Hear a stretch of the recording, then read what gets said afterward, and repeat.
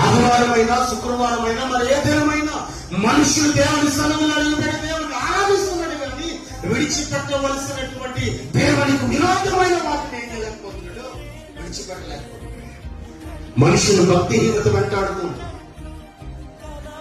మనుషులు పాపపు సంబంధమైన ప్రతి క్రియ వెంటాడుతూనే ఉంది.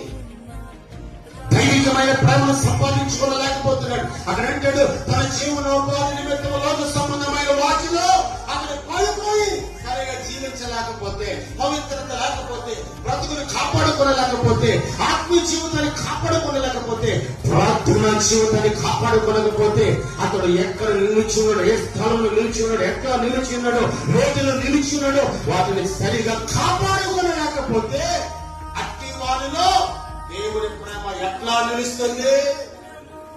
ఈరోజు దేవుని ప్రేమ నీలో నిలవాలి అంటే నీవు కరెక్ట్ అయినటువంటి వ్యక్తిగా ఉండాలి.